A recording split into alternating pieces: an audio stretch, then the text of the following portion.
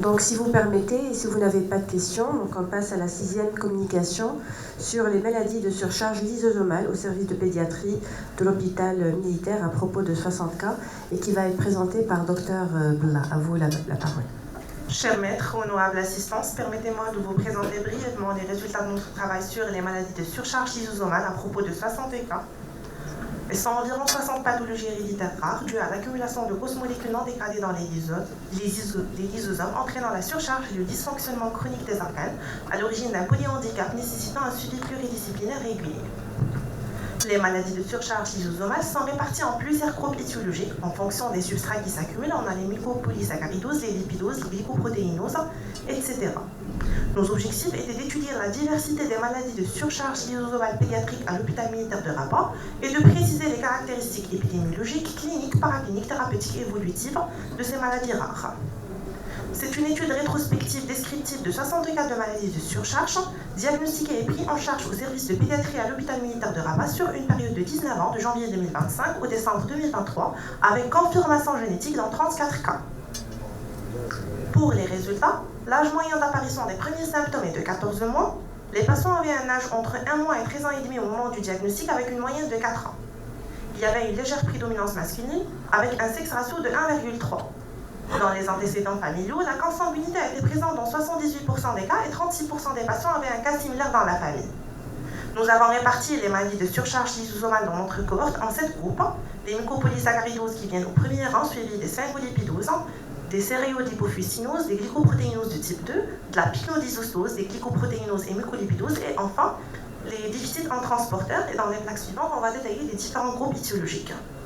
Les mucopolysaccharidoses est le premier groupe étiologique des maladies de surcharge dans la série avec un total de 24 malades, soit un taux de 40%, et la MPS 1 était prédominante, représentant 75% des mucopolysaccharidoses, suivie de la MPS 4 avec 4 cas, un cas de MPS 3 et un cas de MPS 7.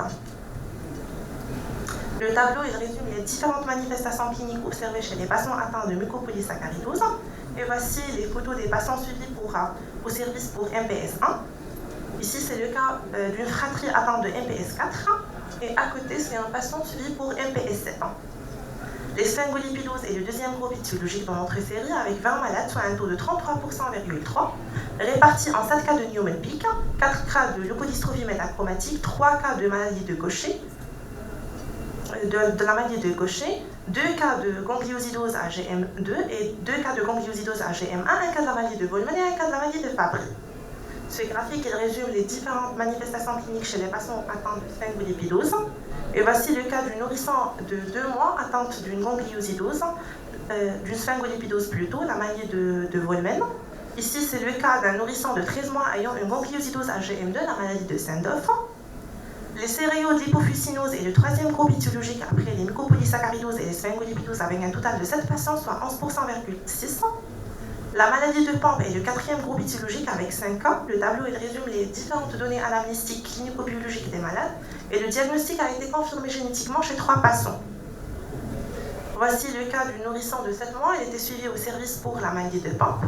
La pycnodisostose a été observée chez 2 patients. Il avait un faciès dysmorphique avec déformation squelettique caractéristique.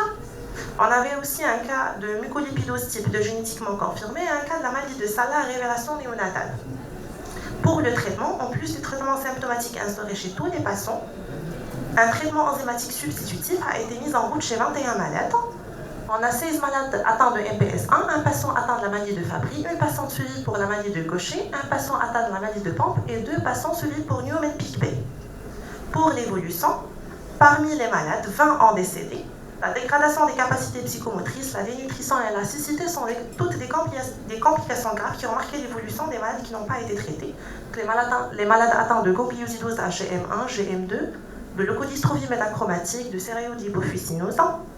Arrivant à la discussion et en comparant nos résultats avec d'autres cohortes, nos patients étaient âgés de 1 mois et 13 ans au moment du diagnostic, alors que dans une étude menée à Romaine, l'âge variait de 3 jours à 18 ans. Le sexe masculin était prédominant dans toutes les cohortes, particulièrement marqué avec un sexe ratio de 4,7 ans dans l'étude réalisée en Inde. La consanguinité était présente dans toutes les séries, arrivant à 80% dans la cohorte indienne où il était de 24%. Pour la fréquence des maladies de surcharge lysosomale, les mucopolysaccharidoses présentent un taux de 40% dans notre cohorte et 45% dans la série égyptienne. Les sphingolipidoses sont plus prévalentes dans l'étude indienne. Les céréolipofucinoses ont une incidence de 11,6% dans notre cohorte, mais seulement 2% dans l'étude égyptienne. La maladie de Pan présente des taux similaires dans la plupart des séries.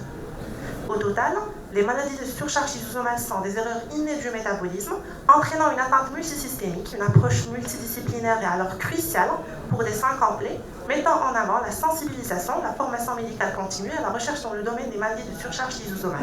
Merci. Merci beaucoup, Dr Villa, pour ce travail très intéressant.